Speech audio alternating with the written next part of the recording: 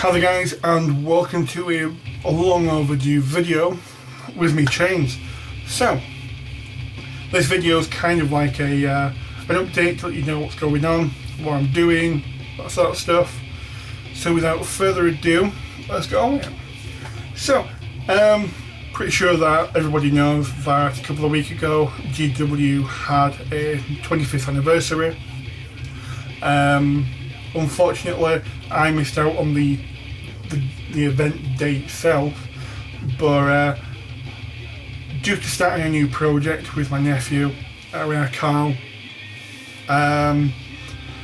needed to go over to the GW to pick up some new stock, and whilst I was over there, managed to bag myself the new poster, the Crimson Fist Last Stand from Rogue Trader, and due to how much I paid, due to how much money I spent there, I also got myself the pin badge, which is pretty cool. So, the new project. The new project is Thunderwolves Cavalry. Right, I have two boxes of these guys. One box built, the other box is sat there ready to have a kind of like a review, open box type thing going on with them. I've tried recording it before, but I had my niece sat on my knee and she wanted to mess about, so I need to refilm that. Now, like I said, I have two boxes of them, and I've also got a Lord. Now, the keen-eyed and keen-eared of you that are into your Space Wolves probably going, excuse me Chains, but you've got 7 minis there, 6 of them Thunderwolf Cavalry, 1 a HQ choice. You can only have 5 Thunderwolves in a unit, which leaves you with 1 Space Wolf jacking off a Thunderwolf, doing nothing. And to you, sir, I say, no you don't. Because what you do is you take the new Finecast Thunderwolf Lord and you give him 2, come on Matt, get away, 2 Wolf Claws or Lightning Claws, and you turn him into Canis Wolfborn. You then build 5 Thunderwolves as normal, and on your 6th one you pimp his ass out and you turn him into a Lord, which then gives you 1 fast attack unit and 2 HQ. Right. To that, the reason being, do it in like a fluffy way. The reasoning behind it is, with the Space Wolves, 1 HQ choice can be taken up by, well, 1 HQ slot can be taken up with 2 HQ choices. So the Wolf Lord and Canis can be taken in 1 army. On top of that, you've got your Thunderwolf 5-man squad. Because you're taking Wolfborn, Fenrisian Wolves now become troops. So you pimp out a full squad of them, which would be 15.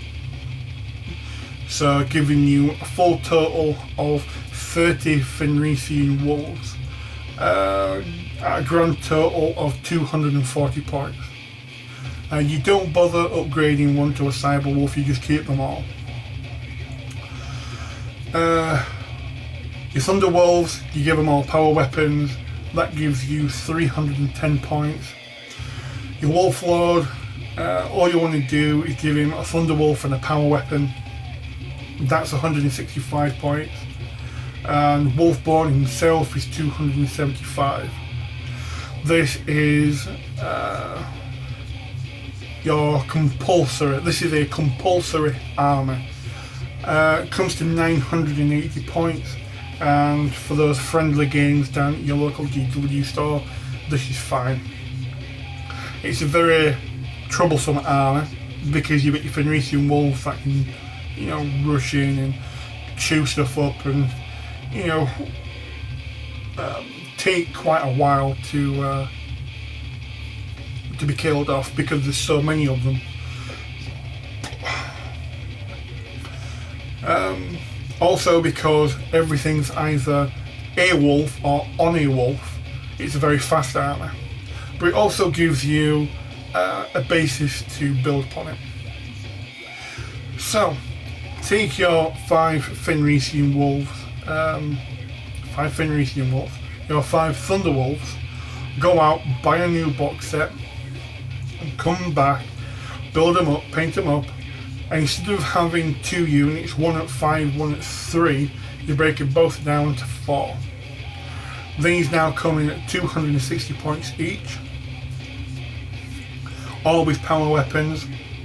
So you've now got your compulsory armour, 2 fast attack units, and you now need something to anchor them, to kind of anchor them. So you get 2 Dreadnoughts with plasma cannons at a grand total of 230 points, and you buy yourself a Predator. These 3 vehicles will sit in your bottom left hand corner or your bottom right hand corner, depending how you set up to counteract your opponent.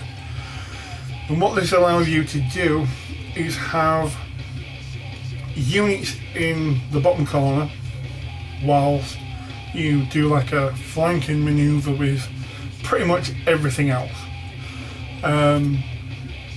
What this will either do is your opponent will either sit there, concentrate half his army on the upcoming threat and the other half on your Dreadnought and your tank. What this will do is give you a numerical superiority and you'll chew through it. What you can either do then is move his army up to counteract the upcoming threat. So what you do then is, because you've got a tank down there, you push it up and give him something to try and tease his units back, to pull some of his units away from that major engagement, giving you a numerical superiority. But whilst this is going on, these Dreadnoughts are going to be standing there pumping out plasma shots. Now the reason I've gone for plasma over any other is because it's an AoE weapon. Strength 7, AP 2, which means in the most basic, Space Marines don't get armor saves. So pretty much they're going to be sitting there chewing through whatever it can do. Because of the AoE effect, you don't necessarily have to shoot directly into a unit to get a kill.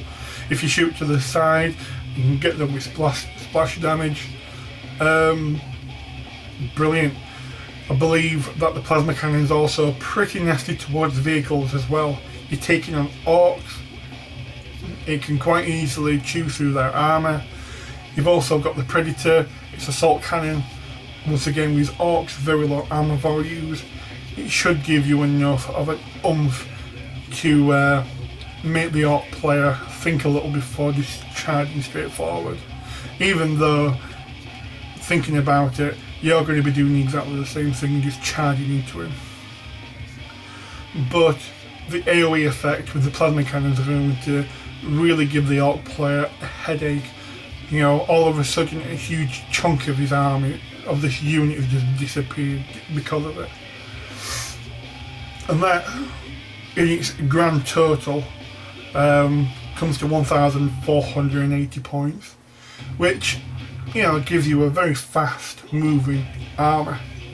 Obviously, going up against a similar fast moving army like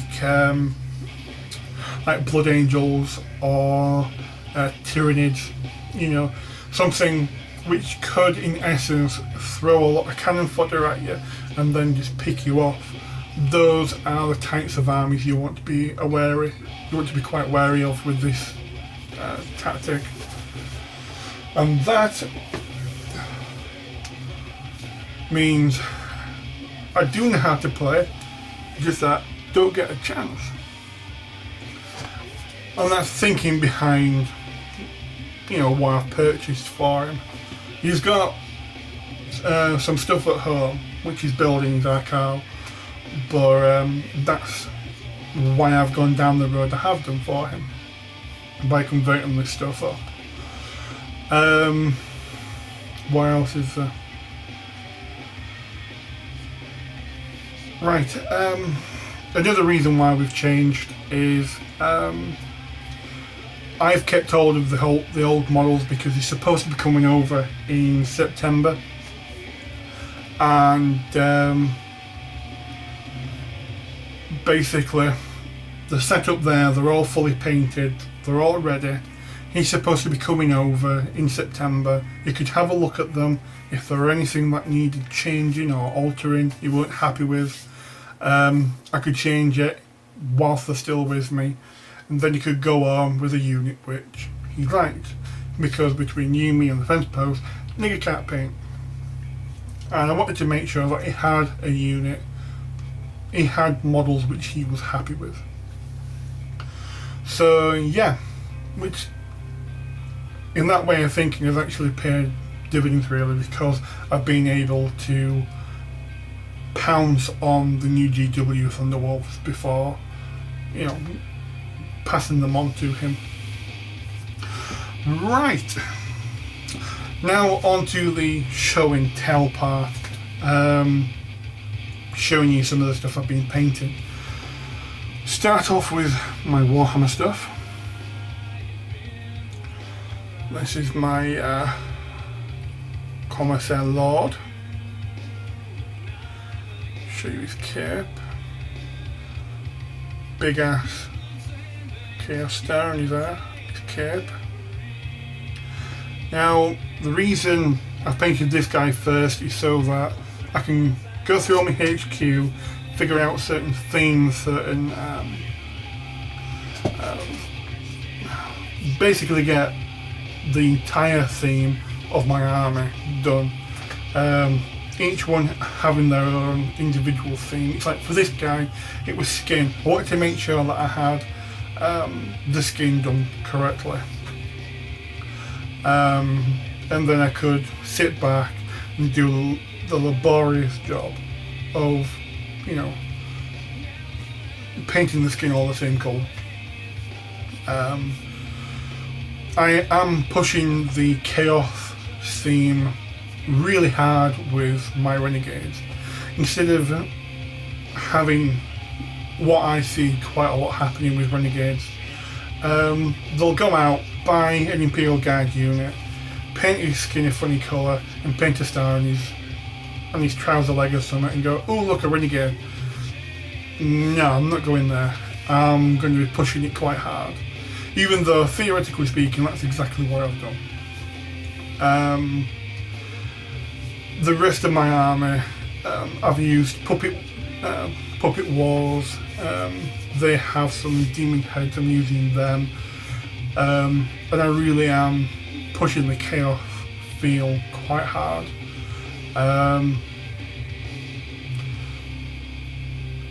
You know, with the whole huge units of Renegades led by a Space Marine.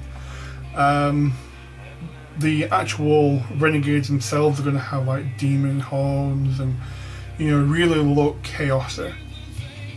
And that's what I'm after. I shall be picking up some of the Forge World stuff for some of the higher echelon units, like trying to remember what there is now. You know, like the weapon crews, where they've got two guys holding a heavy stubber, that sort of stuff. I'm going for some of the more elaborate units instead of just buying Imperial Guard squad. And no, I want something a bit unique, a bit more.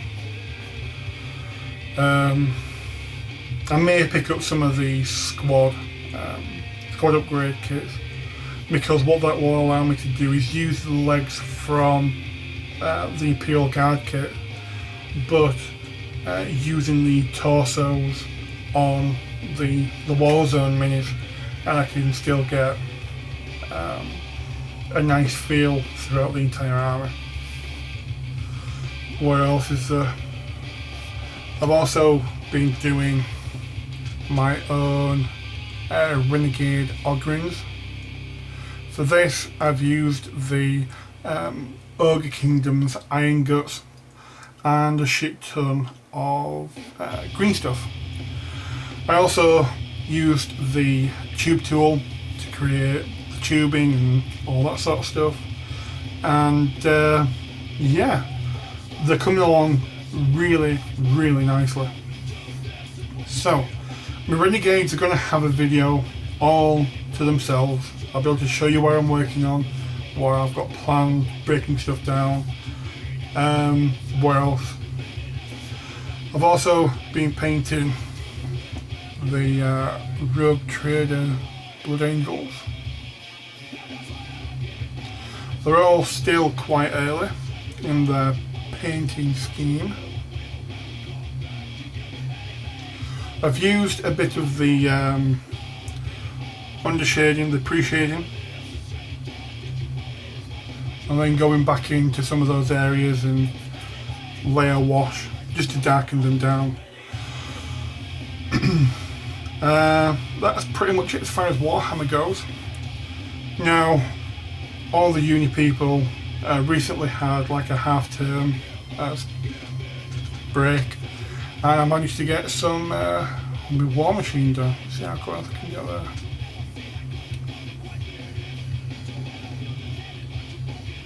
There we go. Now I'm going with a very traditional Khador colour scheme with the red, black and bronze / copper. What I am doing is I'm mixing it up and adding the blue in there as well. Basically I'm implementing some of the stuff I've learned from uni, read some of the fluff, some of the background, some of the stats for some of the characters, and with it being very Russian, with them being Russian and some of the stats being ice themed. I think it's the Juggernaut, which has got ice effects on his axe. Kind of got me thinking, so yeah, back to it. Russia, if you think about Russia, you've got like lots of snow, it's a very cold climate, just quite similar areas, some of the open areas, some of the wildlife that they've got, very barren, you know, very inhospitable. So you know, having that in my mind and putting together the whole ice effects, you know, made me think maybe I should try and implement that in my colour scheme from the Khador themselves, which came across with this blue object short sighting with this blue glow, which in a matter of fact has kind of worked for me. It really does look nice, it's quite striking. It's, you know, you take another look, it's like, oh, blue, that looks different. So yeah, I need to now go back to Drago and do him. He's already got all the blue glow. What I need to do now is do his base. What I had for his base was a ruined industrial scape. Now what I'm going to do is have a ruined industrial landscape with snow. So now I need to go back and do the snow and stuff like that. But yeah, I'm happy with how it's turned out so far. Everything apart from the Lord is still work in progress. I've had time to paint, just not enough time to paint. Moving on, this is kind of like a damn you Mac. When I first got into thinking about doing War Machine, it was going to be Khador Signar. That went to Khador Signar Minoth when I got the 2-player box set. He's now sent me over the Signar and the Crix, And what we're going to do is have 2 really big armies and a little bit of Minoth. And I kind of thought that Cricks were going to be the counter to the Minoth.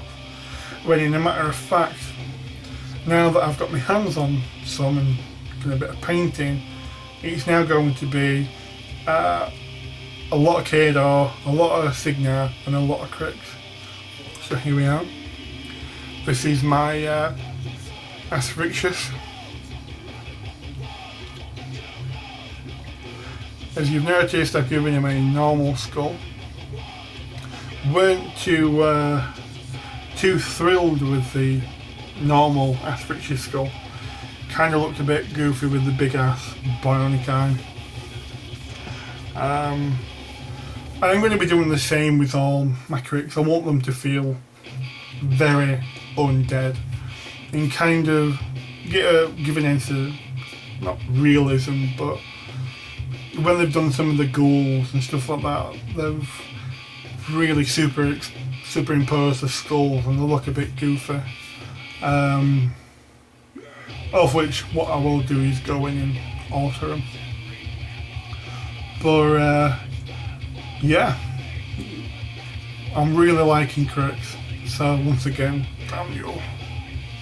I think it's due to the contrast between the black, the gold and the green. This is the Slayer which I've been working on. I've managed to get the arms off.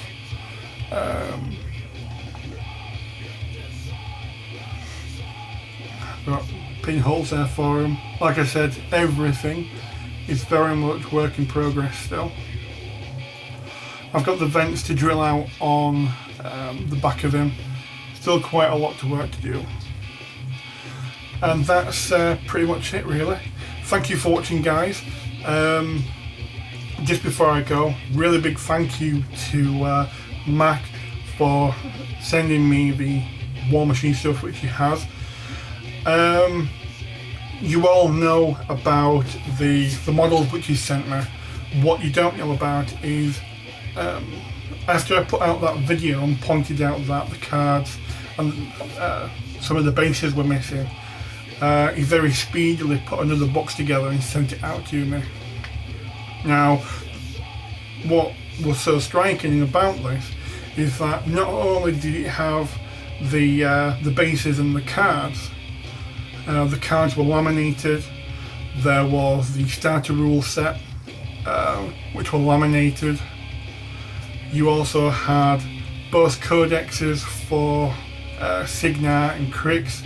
And before anyone gets up in arms saying it's not a codex, it's a Forces of, it's a fucking codex.